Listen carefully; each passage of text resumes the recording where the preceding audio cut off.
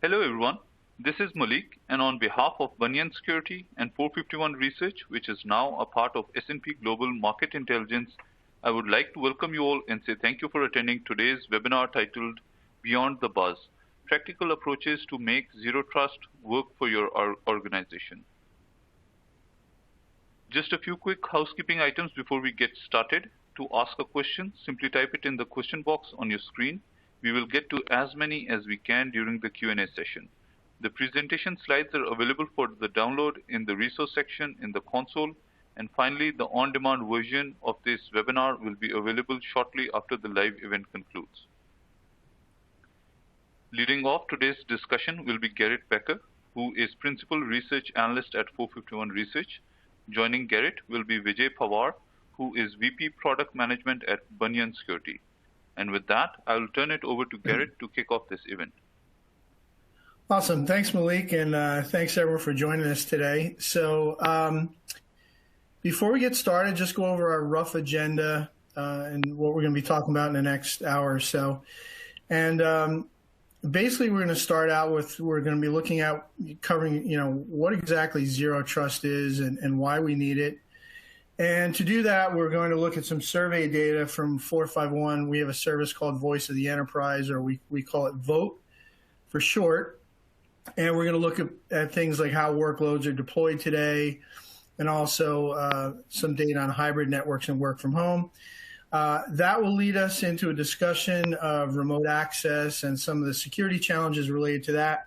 And most importantly, some of the main ways we can deal with those challenges, whether it be with VPNs or with zero trust network access. We'll certainly focus on zero trust and how firms can do zero trust without completely redoing their entire network and IT estate. So some definitions start out with what exactly is zero trust. I used to joke around a few years ago and say if you asked 10 different vendors what zero trust meant, you'd get about 15 different answers.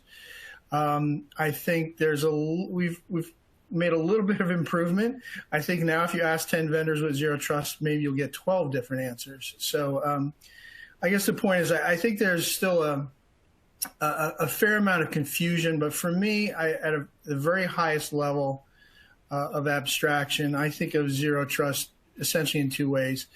Number one, it's identity centric. It's all about identity. And if you think about the old perimeter-based model that was enforced for years, it was essentially all about location, right? What network are you on? What campus are you on? What subnet are you on? And that was basically used to determine what resources you could access. It's kind of like when I started covering security years ago. I came from a network security background, and I used to cover a lot of firewalls. And firewalls are also considered a form of access control. And I like to think of firewalls, the way they used to control access is basically that it's like if you went to the airport and the security guard basically asked you, okay, where are you coming from and where you're going? And that was used to determine, what you could access. And they never bothered to look at your driver's license or let alone look inside your suitcase. So again, I think zero trust, if anything, it's all about identity. I also think secondarily, it's about basically the principle of least privilege. And least privilege has been around for years. Again, going back to my old days of covering firewalls, there used to be there was a little bit of a religious debate early on between different types of firewalls. There was the proxy firewall camp, which basically took a default deny approach, and everything was blocked, and only things that were expressly permitted to come in were allowed in. And then the other approach was the exact opposite. It was basically allow everything and try to filter out the bad stuff. And I think we've learned over the years how difficult that approach can be. But for me, those are two of the key things that zero trust really means. If you look at this slide, we've got, actually, sorry, I didn't advance that slide. There we go. In terms of zero trust definitions, also NIST has some definitions. If you're familiar with NIST, and they've given some guiding principles. First one is essentially that network location doesn't matter, is essentially what that's saying. I don't 100% agree with that. I think network location has been has really become one of many contextual indicators used for access, but it's certainly not the only one. The other one is access is determined by dynamic policy. Really what that's saying is that static policies don't work and that access policies have to change in real time. Number 3 is essentially saying the same thing, but essentially saying you have to monitor all these things. But and number 4 especially is talking about security posture, which is something that I think is important to me and also to Banyan. When you're looking at access, it's not just enough to verify the user's identity, but you also have to consider what type of device they're using and what's the status of that device, and can you identify the device, and all those sorts of things I think we'll talk about coming up. So why do we need zero trust? Yeah, Gavin, sorry, go ahead. Yeah. Just to add to the previous slide, right? I mean, I totally agree in terms of network location, right? One of the key things is use it as a signal, right? And I think this has been talked in the past. If you remember, the impossible travel, if I'm in a location at a certain time and like in San Francisco, and in a minute, my access is coming from New York, how do you use that as a signal, right? When it comes to trusting like a user or an endpoint actually getting access to that resource. So it's all about getting signals, and then, just like you said, least privilege access. I think that's what it comes down to. Yeah. Absolutely. Oh, good stuff. So, yeah, in the next section, I think we'll really be focusing on why do we need zero trust. We'll look at some 451 research data that I mentioned earlier about that help drive this point home. I think there's a number of reasons why we need zero trust, but one of the biggest ones is that essentially the world has changed, and the old perimeter-based model that I referenced earlier, it's not quite dead. A lot of people say the perimeter is dead. I think that's greatly overstating things, but I do think it's becoming a lot less relevant, and it's certainly not enough anymore. So this nicely colorful chart, I've gotten a lot of mileage out of. Basically what it does is it shows where enterprises are deploying workloads today, where they will likely deploy workloads in the next 2 years. And a couple of takeaways that I typically get out of this slide. One is if you add the top 2, dark blue and light blue on the right-hand side, that's basically SaaS and infrastructure as a service. If you add those up, it basically says more than 50% of our workloads will be running in some form of public cloud. Not terribly surprising, although I will say that number has gradually inched up over the last few years. But certainly more than half of our workloads are going to be run in the cloud. Almost a mirror image of that, if you look at the bottom, the yellow and reddish orange, that refers to on-prem workloads, and not surprisingly, those are declining as cloud is increasing. So that's point number 1. Point number 2 is look at all those colors up there. We've got a variety of different locations where workloads are running, right? It's not like the old days where everything ran on-prem. Now we've got a variety of different locations where workloads are run, and that certainly has some implications for security in terms of, we've got to worry about securing all of them. So, so much for cloud making our lives easier. But I think the final takeaway is, unlike the old days where our apps were and our workloads were behind the network firewall or behind the perimeter, nowadays they're everywhere. Second slide, and basically just drives that point home. This is more voice of the enterprise data, and it basically shows that just under 50% of enterprises are now running in hybrid mode, and that will be the norm going forward. One point I'd make on that is it seemed like a couple of years ago, hybrid was presented as almost a sort of a temporary way station on our path towards cloud nirvana, and that everything would wind up being in the cloud. And I think we're coming to a realization these days that I think hybrid isn't just a temporary stopping point. It's actually an end in itself. But anyway, next one I want to make real quickly. So we had workloads are everywhere. And now increasingly our users are everywhere. And interestingly, we did some survey work prior to the COVID pandemic, and we found that roughly, I think it was about a quarter of employees used to work from home all or most of the week, and that was either from home or from a non-office location, so something like Starbucks, for example. Post-COVID, however, we see that now almost 3/4 of enterprises essentially are saying that work from home will be a significant part of their strategy going forward. So no surprise there, but we've basically, due to work from home, we've seen a massive increase in the change in how we work, right? So put the two and two together, basically, our apps, our users, our devices, everything is no longer in the corporate confines. It's essentially left the building. And again, that has major implications for how we think about the way we do security. Essentially what that means is, this old model of everything on the outside is untrusted, everything on the outside is is trusted. And our job as security practitioners is to keep all the bad, untrusted stuff out. Again, that model is just no longer relevant. It's just not enough. What this slide shows is, and actually we asked some very specific questions about work from home specifically and how firms were dealing with that. And you can see the top 3 answers. I'll go through them one by one. The first one is multi-factor authentication. Perhaps not surprisingly, we've seen over the last 5 years or so a pretty gradual uptick in the use of multi-factor authentication in the enterprise, which is great. Went from like 50 to 51, 52, 53%. Very, very incremental upticks. However, trailed quite a bit other security staples, things like firewalls and intrusion detection, email security, SIM, et cetera. So certainly I think that leaves some room for improvement. Now, due to work from home, we actually saw a pretty big jump. That number has jumped enterprise adoption from the low 50s into the low 60s. So that's an encouraging sign.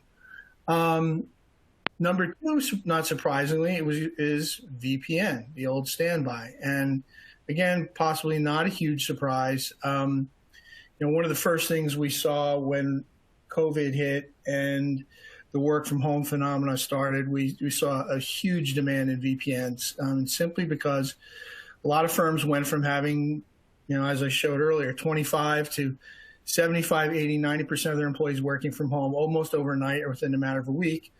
And for a lot of firms, the easiest way to do that was just order more VPN licenses. It kind of reminds me of, in a lot of ways, 9/11. Back in the day, I used to work at Merrill Lynch, which was right across the street from the World Financial Center. And basically, we had all of our employees were working remotely instantly. And exactly what basically went and did is ordered thousands of VPNs, and within a couple of days, we had everybody running up on VPN. And I like to think of that as, at the time, it was sort of the world's largest experiment in remote work.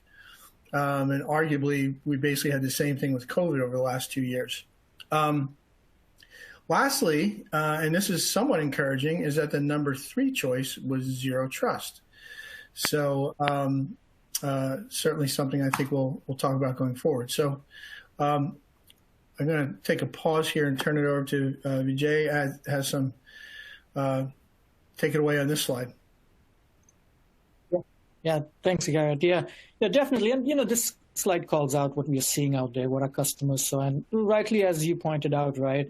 This is what happened with COVID. We all know. I mean, I'm here, at home, getting remote access to all my services that my company gives me, right?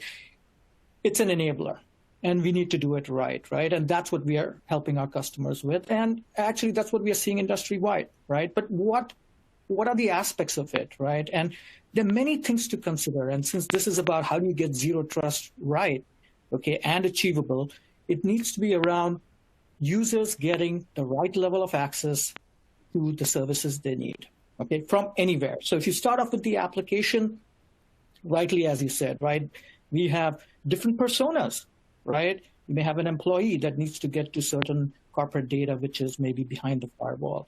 You may have contractors who need to get access to certain resources. We see that a lot, especially as workloads are going to the cloud. How do you ensure, certain people get the right level access to these applications? And it can be any resource, Okay, it need not be just web applications. It can be, let's say, file systems, or for DevOps people, access to the source code, for example, or Kubernetes, right? And any hosting model. When we talk about any hosting model, right, it needs to be transparent to the user. The services can be, accessed behind the data center, in IaaS services. So being able to get to those from any device. And with work from home, what's happened, it happens to me also. Sometimes, I have my son's laptop pretty close. Can I actually use that? Now, is that corporate sanctioned? Should I be able to use it? And that's what we are seeing, where people are like, I don't know what all that, user has downloaded on that particular device. But at the end of the day, how do you give them secure access from devices that they choose? And mobile, we'll get into something about mobile. We all know mobile is kind of the number one device that people use, right? So how do you give them secure remote access from any device using the public internet and securely, right? We all know, hey, it needs to be secure, but what does it mean in terms of end-to-end security, right? As we say, end-to-end TLS security. And transparent. I know you mentioned in the previous slide there needs to be MFA, which people are employing, and we can talk about it a little bit more. MFA is great, but many times it's like, for an employee, what level of security or how does it show up in their user experience? The user experience needs to be really good. So can we make it transparent enough so the end user is one, productive, secure, with a great user experience? Yeah, I think it's a good point. Back to you, Gary. Yeah, no, you just made me think of some interesting stuff. I think something we've been talking about a lot lately, but I think we've seen this blurring of the lines between, our work life and our personal life. And I think to some extent, the whole work from home phenomenon has somewhat accelerated that, right? To some extent, people are using personal devices to access work resources and vice versa. I know myself personally, I used to work from home by myself, and then COVID hit, and before I know it, I had my wife and kids also in the house using the same Wi-Fi network to try to, we're all on Zoom calls at the same time. So I think we've had this, from the one aspect, there's a security issue to think about, is how do you keep that, how do you do that securely, and how do you keep that blurring between, our personal lives and our work lives while maintaining security? The other aspect of that is, I think, to your point about customer experience and user experience, there's been a little bit of this consumerization of technology, right? To some extent, employees are no longer willing to always just tolerate what a bad user experience, right? They're expecting to have the same level of experience that they have when they're using their consumer devices. So I think that's part of it. I don't know if you agree with that, or if you had any thoughts on that as well. No, totally. It's the consumerization, right? End of the day, if I get access to services with a great user experience on the consumer side, end user are asking it on the enterprise side. And guess what? And obviously we know what happens, right? If they don't get it, then there's shadow IT, right? They're going to go past enterprise controls, sign up for certain services, drop data out there, drop source code out there, right? So I think that's really vital. Giving them services that they can securely and easily get to. Yeah, I 100% agree. In fact, I just had that conversation before doing this webinar, where we've seen this historically throughout security, right? If you make things difficult for your employees, right, and you make too many hoops for them to jump through, they're going to find a workaround. They're going to find a way around it. You mentioned shadow IT, and I think about, again, this goes back to my experience as a network security analyst back in the day. And then later I actually sold and installed firewalls and IPS devices. And one of the nice things about it, the typical deployment scenarios, we'd show up on a Friday afternoon or a Saturday morning with some Jolt Cola and a couple of boxes of pizzas. And, we'd plug in the new firewalls, we'd set up all the rules. And by the time Monday came around, we'd be done. But when all the employees came back on Monday, they'd have no idea anything changed, right? Nothing had changed for their personal experience. Other things, however, things like MFA and what have you, that can change the way people work on a daily basis if you don't do it right. And once you do that, you're introducing frictions, right? And that's where you run into objectives. So, so moving on to our next slide, real quickly. This is basically the point I want to make with this slide. And by the way, this was initially an eye chart. We had about 30 different options on here, but just to make it more visible, we cut it down to 5. But the main point that I wanted to make here is that securing remote access is actually, our data shows, has become a top security priority. And again, this looks like it's number 3 out of 5. It's actually number 3 out of about 30 different security options. So certainly become a big priority going forward. This slide is also interesting. We asked, in relation to the whole work from home phenomena, we did a number of specific studies on and flash surveys about work from home and what were some of the IT and security implications. So we asked some specific questions about VPNs, and basically the question we posed was, are VPNs fully meeting your modern security requirements? And I guess there's a number of ways to interpret this. My takeaway here is it's sort of a glass half full, glass half empty view of VPNs. We got just over a third say they strongly agree that VPNs meet their security requirements. So, my take on that is you could also say, well, 2/3, I guess, don't feel that it strongly meets their security requirements. If we look at the ones who strongly or somewhat agree, it's about 50%. So overall, it's about a 50-50 proposition.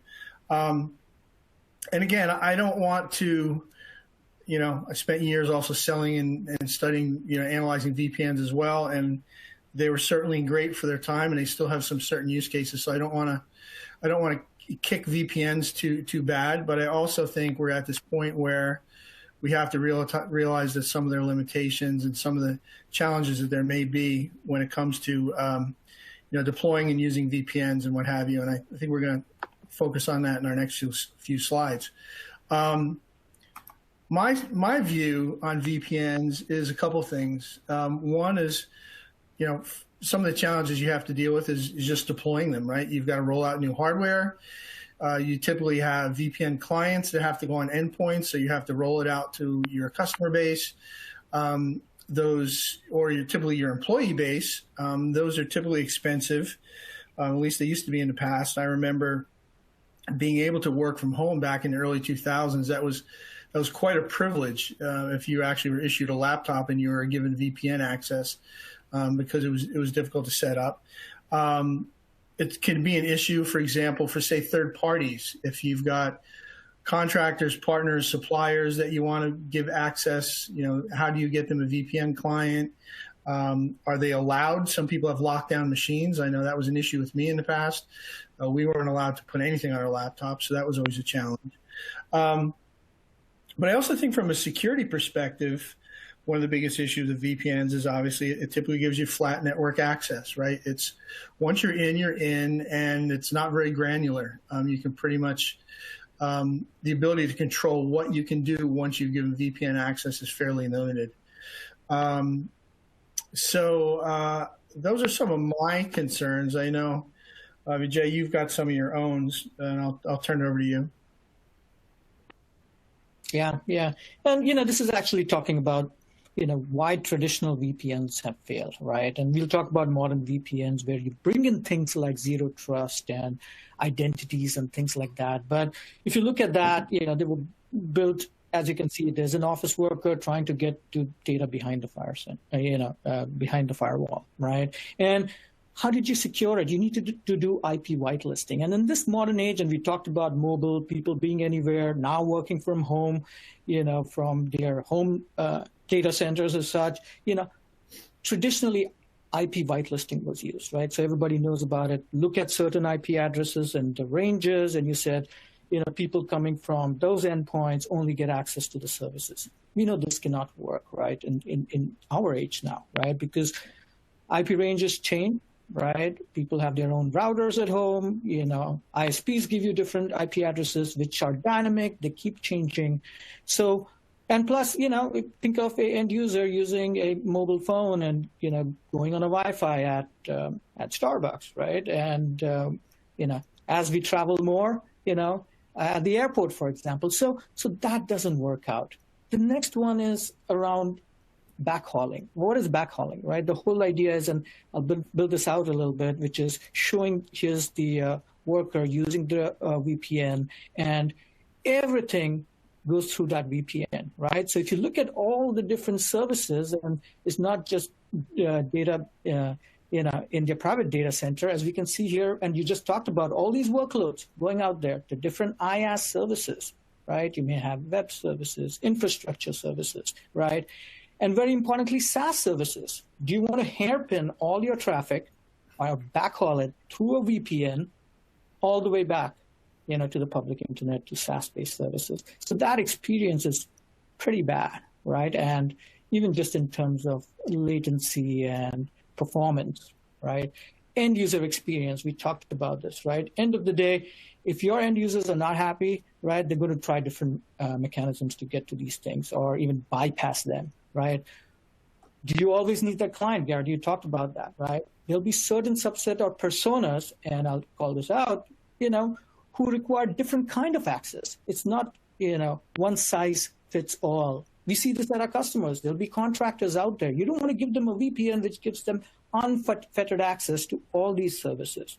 In fact, you might not be able to deploy a VPN on those endpoints. They might not allow that. They might have somebody else's VPN on, right? And then you have complex developer services and access, right? As people are, as especially developers, engineering teams are standing up all these services and workloads, right? How do you know what services you get access to? If I'm a new employee that came in, a new developer, okay, I get access to Azure, okay, or AWS, but what are the different services in the back end? With a VPN, I'm just on, I get inside, I have no clue which services I can go and get access to, right? So, and which services I shouldn't get access to. We talked about least privilege access, right? So that's the security aspect of it, which I think is really important. And let's not forget, you brought up identity, right? Very importantly, you don't see identity here much. Yeah, you get the user identity, which you could do, with your IDP, but what about things like device identity, right? And context is very key here. The different signals that go in, is that device in good posture, right? And you don't want point solutions. You want one solution, which is a single pane of glass that can enforce policies across all these resources for all your personas. Okay, and that's the reason, VPNs are being replaced now with modern remote access technologies, right? So if you look at, secure remote trust solutions like Banyan, right? It's modern, okay? And uses aspects of zero trust, right? So what are all the elements that you would require to be successful, okay, in implementing this, right? Operations. You're going to look at it from the admin side and obviously the end user side, from the experience side. From an admin perspective, right, it's all about operations, right? You want a single pane of glass, okay, where you can administer policies, cloud-based, right? Ease of operation, ease of management, and all the benefits that come with a SaaS offering, right? All upgrades, you don't need to worry about that. The cloud provider handles all security aspects like, mitigating DDoS attacks, things like that, which, you don't need to do. But by the way, last year, Garrett, you must have seen there were so many security holds against the VPN providers, right? They regularly, I'm not going to name them, but regularly needed to patch them. Having the cloud model makes it way simpler, right? Very importantly, you talked about identity being key for zero trust, right? User identity, but people keep forgetting about device identity. And as we talked about, work from home, has made that even more important, right? Ensuring maybe it's the corporate laptop, right? What all is the user safe at even home? Have they turned on things like antivirus, firewalls, right? Is there a chance that somebody, they use a device where, their kid has downloaded malware And now, guess what? With a VPN, if you're unfettered access to your network, guess what happens? You're welcoming that malware into your network, right? So how can you ensure device identity and device posture is very key.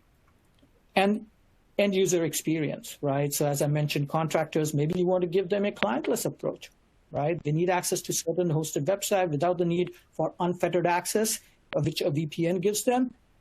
They can use a clientless model, right? Mobile, along the same lines, right? How do you give them the best experience on mobile without a VPN? My previous site, I've seen the VPN, right? Think about the always-on VPN, which is taking all your traffic, okay, through your VPN controller. Do you want all your private sites, you're going to YouTube, you're going to Facebook, all that channeling through your corporate network? No, right? And bring your own device network, as we mentioned, any device. By the way, Vijay, a quick anecdote on that too, if you don't mind.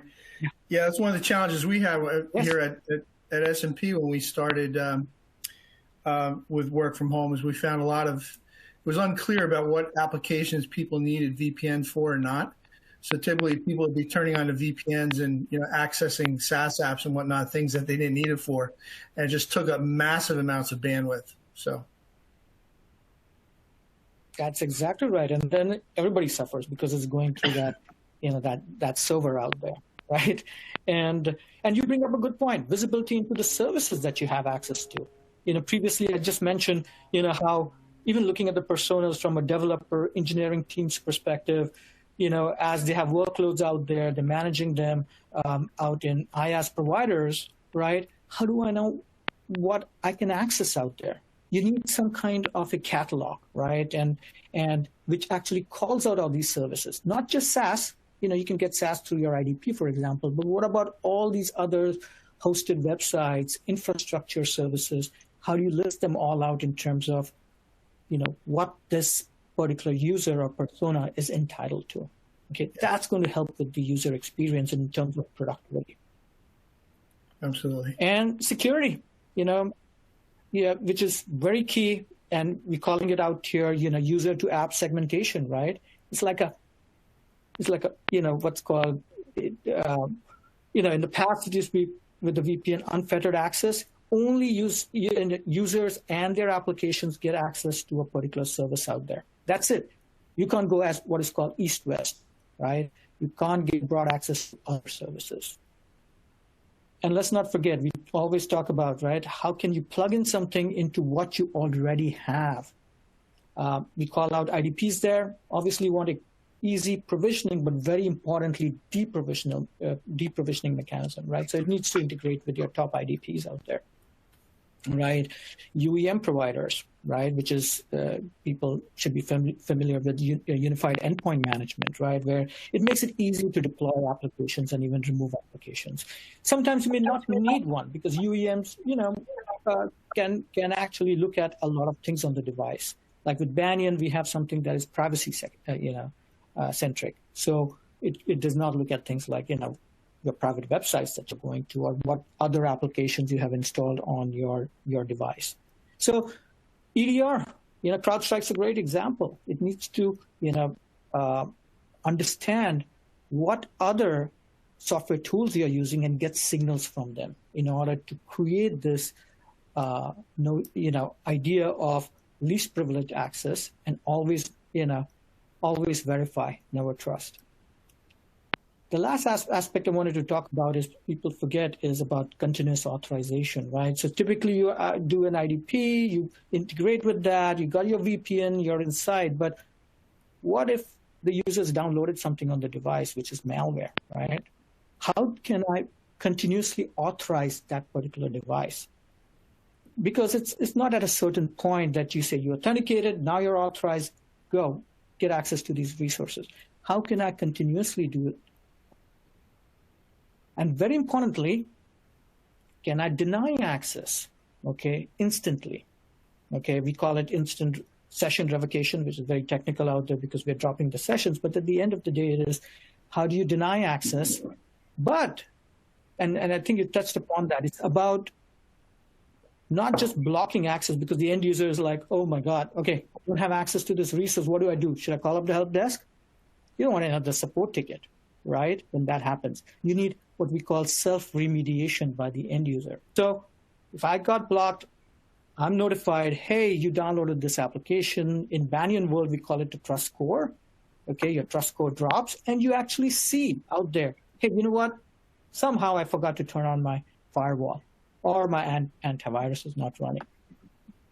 You remediate, and you're back in action, right? So that end user experience, and you're, at the end of the day, even getting your end users more security aware, right? Got it. Cool. So I guess I'll go back to some more, one last slide from me. And basically the point is here, so we typically have a chart. I didn't show it here because I didn't want to have too many charts, but basically we look at different security tools and their deployment status over the last few years. And again, that's one of those eye charts with like 30 different options. So I didn't include it here because it's hard to read in a webinar format. But basically what we find is, not surprisingly, that the most typically deployed things are firewalls are usually like 90–95% deployed, and endpoint security and email security and IDP and SIM are all 80–90% deployed in the enterprise. We also had at the very bottom of that list in terms of existing deployments is Zero Trust, right, and ZTNA. However, when we take those same categories and we ask not what is currently deployed, but what do you plan to deploy for the next 12 to 24 months? Zero Trust goes right to the top of the list, and all the things that are at the top of the current deployment list go down to the bottom. So firewalls and whatnot are all low on the list in terms of planned spending.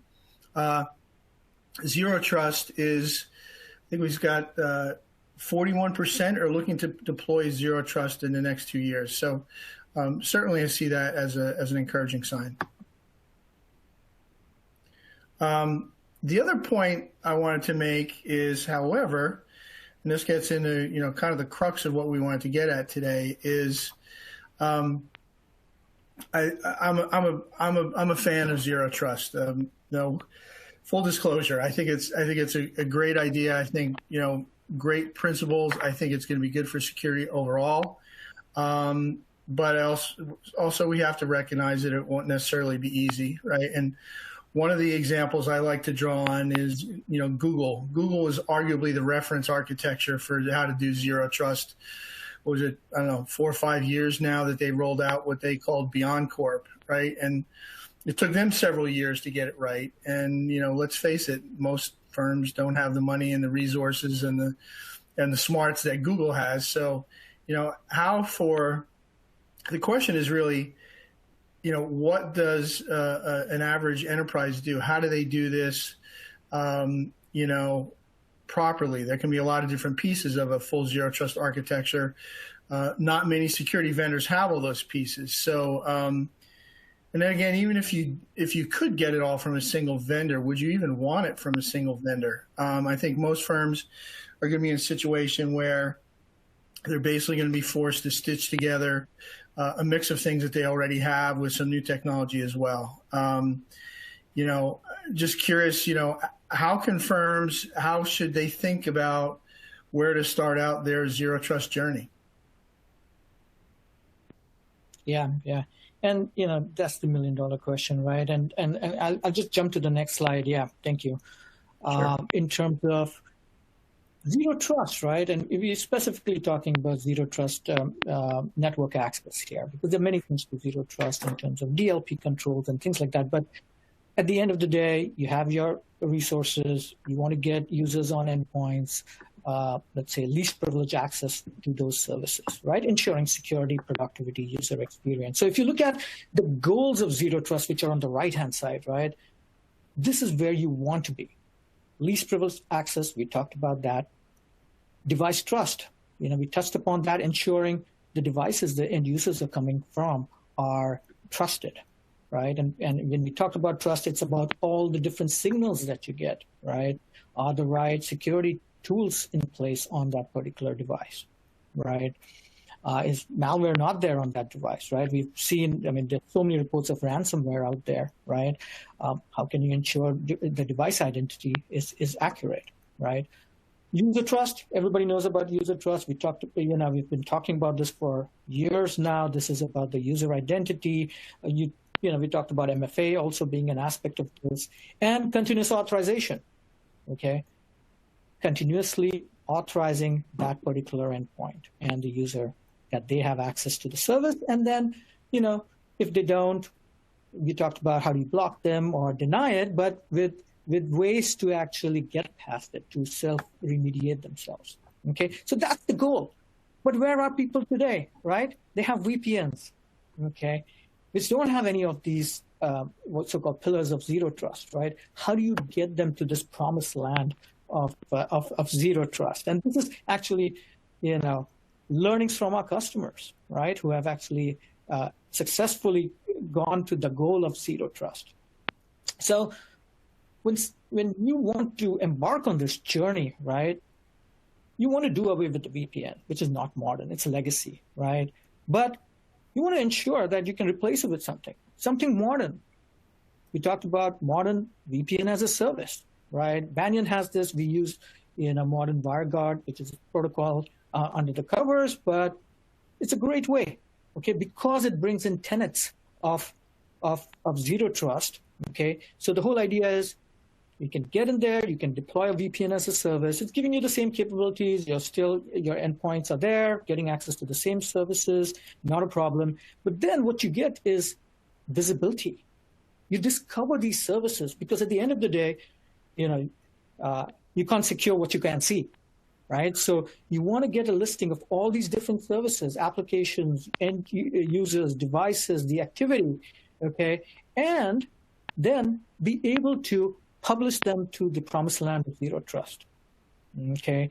You can have automation and workflows in place in order to approve things, but an easy model, you discover all these different application services, endpoints, you can group them. Obviously, it integrates into your IDP groups, and then you publish them out, right? But at this mode, you're still, it's learn mode, and you're publishing it. Then you secure, right? Because now you have great visibility. You choose a pilot group, start off small, turn the knobs on security, ensuring, user trust, device trust. And once you have those successes, you then expand it out to additional services, right? So all walk, run approach is what we see out there that'll make you successful and zero trust achievable. So I have a question for you, because I've thought about this myself. I always thought at the very minimum, zero trust and zero trust network access could enable new use cases, right, or support groups that wouldn't make sense with a traditional VPN. Either it was too expensive or it didn't work for whatever reason. But I guess what I've also wondered, are VPNs and ZTNA complementary or competitive? In other words, is there ever a reason why you want to keep your VPN? And I'm just thinking for the example of somebody who rushed out last year and bought a bunch of VPNs, due to COVID. How does a firm who already has made that investment think about this going forward?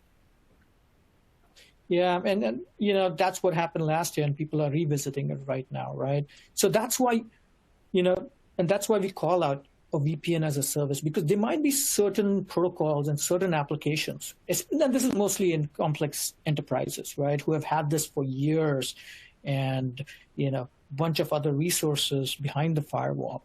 But in most use cases that we have seen, you can actually quickly start replacing the VPN, right? Because it's not really zero trust network access, right? You're getting that at the end goal out there, right? So it's a bridge. So you start off, you select out certain services, maybe your highly secure services, okay, and start exposing them to the zero trust world, okay? Core VPNs don't get you out there. Excellent. Thanks. Great. So let's look at, in terms of just Banyan, right, how it works. So what you're seeing out there on the right-hand side, all the different services. We talked about the single pane of glass where you can define your policies. So 3 components. Right-hand side is our distributed access tiers. We are not in the data plane. Protect your privacy, great throughput, great performance. You have the command center, again, cloud-based, where you can configure your policies. Integrations with, as we mentioned, your IDPs, your device managers, your EDRs, and optionally on the endpoint is the Banyan application, right? If you had contractors, as we said, you can get clientless also. So that's actually the deployment model, right? And the whole idea is user on the endpoint goes to access a particular resource. What happens is we check the device posture. Okay, obviously you authenticate to your IDP for user trust, right? If they had MFA, great, go ahead and use the MFA. But once you've done user trust, you need to do device trust, right? And that's, at that point, the Banyan app actually calculates a trust score, okay? And it's continuous out there, as we talked about, right? Looking at different signals. Hey, is CrowdStrike out there? Is firewall enabled? Antivirus enabled, right? We look at certain preferred apps that's configurable, and it generates this trust score. And then based on your authorization level, you get access, direct access to those services, okay? And as I mentioned, it's continuous authorization. If something happens, you'll get a denied access, but the Banyan app then gives you a way to actually self-remediate. So the end user can actually go, enable maybe certain things that they had disabled and get access back to those services. So just in closing for, why Banyan can help you get there to the promised land of zero trust, right? You can get started easily. VPN as a service, cloud service, as we showed on the journey, right? We can help you replace your current VPNs, get started, access to the same services, deep visibility, which is very important, right? Which services are out there. Importantly, the ability to publish them, because you'll be able to get visibility into certain services, but then how do you get them quickly and easily without management nightmares to the zero trust goal, right? And at the end of the day, I think what's really important is the continuous authorization with least privilege access. So we do have, it's a shameless plug, but we do have a free offering. You can come to the Banyan website and actually sign up for it. Good. Well, thank you, Jay. Yeah, I think that's it for my section. I guess we can open up for Q&A. Thank you so much, Garrett and Vijay. It's now time for our Q&A session. Just a quick reminder, folks, if you have any questions, simply type it in the question box on your screen. The first question I have is, do I need a multi-factor authorization if I'm using the Banyan solution? Oh, good question. And actually, this that's interesting. Somebody noticed the MFA in the survey, right? That people. So, I mean, if you look at it, MFA is good. Sometimes, you talk about deep defense, layered defense. It's about user identity, right? But end of the day, if you have Banyan, right, you're ensuring it's the right device, the right user. Okay. So MFA is, one of something you are, something you know, or something you have. Something you have is pretty much a device that is validated with a good identity and a good trust score. So not really required, but those who have want access to maybe specific services based on your use cases, you could deploy the MFA. Yeah. So I can add to that too. I would say in general, not necessarily specific to Banyan, but going back to my earlier comments about MFA adoption levels and zero trust. I mean, for me, again, identity and who you are is really sort of at the center of zero trust. And the main way to do that is through some form of strong authentication. Passwords just aren't going to cut it. So, in my view, it's really critical. If we can't get MFA right and get MFA adoption levels up, I think we're going to have a hard time doing zero trust effectively. So hopefully as zero trust sort of becomes more popular and gains more ground, I think we'll continue to see those MFA adoption numbers in the enterprise go up, at least At least that's my hope. Thanks, Garrett. Yeah, The and second there's this question whole we have movement received. also, Garrett. Sorry, Vijay? Sorry, Go Vijay. ahead. Please Go ahead, Malik.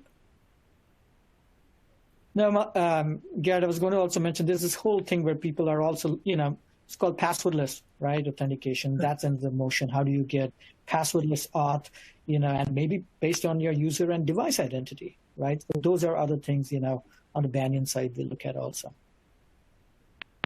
Yep, absolutely. Perfect. Thanks, guys. The second question we have received is, how does Banyan work with Direct Connect or other services from cloud provider like AWS, Azure, etc.? Do I have to reroute traffic? No, that's one of the nice things because it's zero trust network access. We don't care about the best way or the way you're trying to get to these different services. So it's agnostic of if you're going to use a special direct connect to get to certain services, and based on your needs. So really, at that point, it's agnostic to it.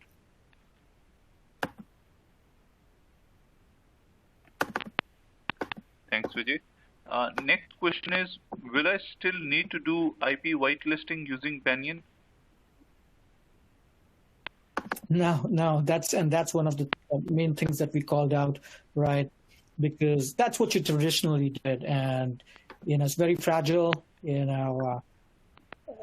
and IPs, as we mentioned, change all the time, and it's not telling you anything about that particular device, and that's why we recommend, and that's what our customers used with Banyan, what's called device identity, right, and device posture. So you don't need to ever worry about IP whitelisting. In fact, many of our customers, in the past used to use that with, let's say, Bastion hosts or jump clouds to get to certain services. Can remove all that and just use Banyan and Banyan's device trust.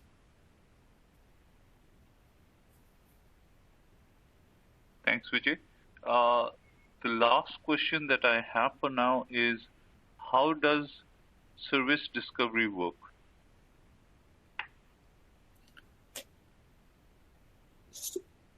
So when we talked about discovery out there, it's trying to understand what are all the services. So the way it works is, and a couple other vendors have this, that is, you deploy a VPN as a service, for example, and since the traffic is flowing through it, you can actually get a listing of all the services that are being accessed, right? Being by IP address, or do a reverse lookup and get the DNS name. So you have like a nice inventory of all the services the end users are going to. That's the visibility we talked about. That's the discovery, right? But what's very key is you have all this good stuff out there. How do you publish it out to the new zero trust world, right? And I think that's one of the big differentiators that we bring in, that an easy, what we call discover and then publish, right? With one click, we're putting some data science in there behind the scenes where we can aggregate those resources and give you the best recommendations to be able to apply zero trust policies to it. Yeah. Perfect. Thank you. That concludes our webinar for today. Thank you, Garrett and Vijay. As a reminder, the on-demand version of this event will be available shortly. On behalf of Banyan Security and 451 Research, thank you for attending and have a great day. Thanks, everyone. Thanks, Vijay. Thank you.